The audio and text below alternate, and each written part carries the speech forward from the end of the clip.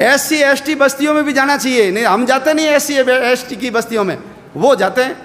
अरे ये सब लोग पहले क्षत्रिय थे, इन्होंने धर्म को बचाने के लिए चमड़े का उपयोग कर लिया, धर्म को बचाने के लिए मांस ले आए, धर्म को बचाने के लिए इन्होंने मुस्लिम बेगमों का मल उठा लिया, इसलिए उनको भंगी बोलते हैं। भंगी शब्द क्या है? ये धर्म भंग किया गया उनका। ये सब मुसलमानों के कारण हुआ। ये धर्म योद्धा है, हम उनके साथ छुआछूत करेंगे, भेदभाव करेंगे, मंदिर में नहीं आने देंगे, तो वो फिर कल मोहन राम थोड़ी रहेगा, वो मोहम्मद बनेगा। और जब वो मोहन राम मोहम्मद बनेगा तो तुम्हारे घर के आगे झाड़ू लगाने नहीं आएगा, वो तलवार लेकर के आएगा। सेठ जी बहुत मजे कर लिए, निकलो बाहर, हमारा घर है। वो काला पहाड़ का उदाहरण याद कर लो, आसाम में यही हुआ था। ये जितनी बीमारियां हैं, ये घूंघट प्रथा अपने यहाँ तो कम है गंगानगर में।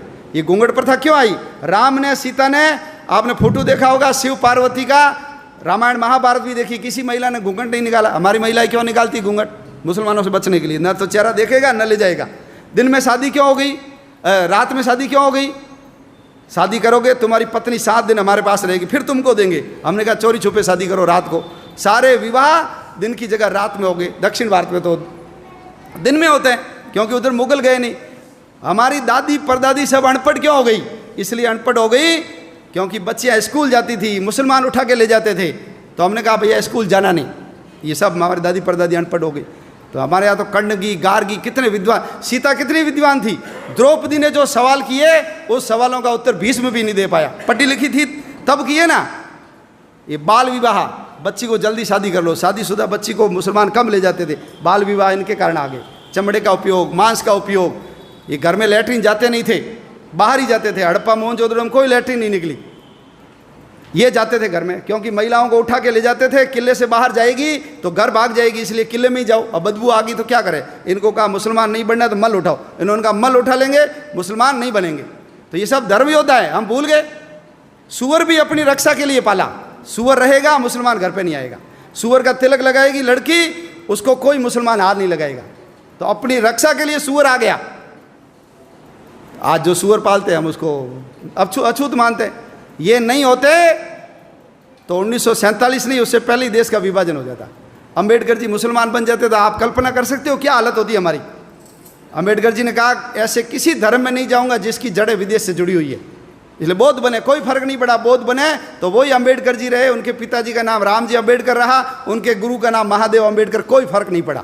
तो बौद्ध तो हमारे अवतार है। जैसे सिख परंपरा है, जैसे जैन परंपरा है, ऐसे बौद्ध परंपरा है।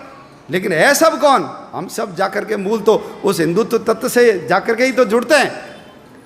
तो छुआछूत खत्म होनी चाहिए। इसलिए विश्व हिंदू परिषद का मंत्र है हिंदवः सोदरा सर्वे न हिंदू पतितो भवेत्। सभी हिंदू सगे माँ जाए भाई हैं, कोई हिंदू नीच या पतित नहीं है। मम दीक्षा हिंदू रक्षा, मम मंत्र समानता। मेरी दीक्षा हिंदू की रक्षा करना और समानता लाना मेरा मंत्र है। ये विश्व हिंदू परिषद का उद्घोष है।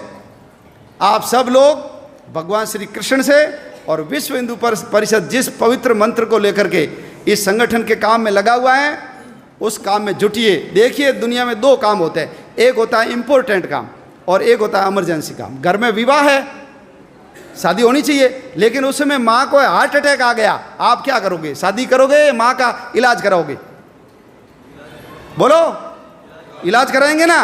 तो ध्यान रखना, यदि हम नहीं रहे तो जैसे जम्मू कश्मीर से हिंदू भाग गया, जैसे इराक से हिंदू को भगा दिया, जैसे अफगानिस्तान से हिंदू को भगा दिया, पाकिस्तान से भगा दिया, नेपाल से भगा दिया, भूटान से भगा दिया, तिब्बत से भगा दिया, उधर म्यांमार से भगा दिया, श्रीलंका से भगा दिया, बाली, जावा, सुमात्रा, इंडोनेशिया, मलेशिया, जावा, ये सब हमारे थे, लेकिन सब के सब चले गए। ध्यान रखना, हमारे गुरु नानक देव जी का जन्म स्थान चला गया।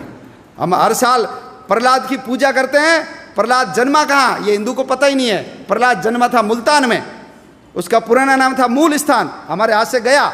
लाहौर किसने बसाया? भगवान राम के पुत्र लव ने बसाया लाहौर, गया हमारे हाथ से। भरत का पुत्र था तक्ष, उसने बसाया तक्षशिला को, आज तक्षशिला हमारे हाथ में गया। भगवान राम, बाबा रामदेव जी की ससुराल अमरकोट बदल करके उसको उमरकोट बना दिया। हमारी हिंगलाज माता का मंदिर चला गया, सिंधु नदी चली गई, तक्षशिला का विश्वविद्यालय चला गया, कटास राज चला गया जहाँ यक्ष और युधिष्ठिर के संवाद हुए थे, ढाकेश्वरी देवी चली गई, हमारे पशुपतिनाथ का मंदिर चला गया। क्यों? सब लोग, मैं, मेरा परिवार, बस समाज जाए भाड़ में, दुनिया जाए चूल्हे में, हमको कोई लेना देना नहीं, मेरे घर पे आँच नहीं आनी चाहिए। यदि यही करते रहे तो आने वाले समय में और हमारा समाज छोटा होगा और हमारे देश के टुकड़े होंगे। हमको सबको यदि समाज को बचाना है, धर्म को बचाना है, आने वाली अपनी औलादों की रक्षा करनी है, हम तो चले जाएंगे, लेकिन चौथी पांचवी पीढ़ी सब रोएगी देखना हमको कि तुम लोगों ने सब पता था, तुम केवल मैं और मेरा परिवार पैसे के चक्कर में लगे रहे, देश समाज धर्म के काम में नहीं लगे। तो ये सब काम इंपॉर्टेंट है, लेकिन इमरजेंसी काम एक ही है, वो है हिंदू समाज को संगठित करना, देश के लिए काम करना।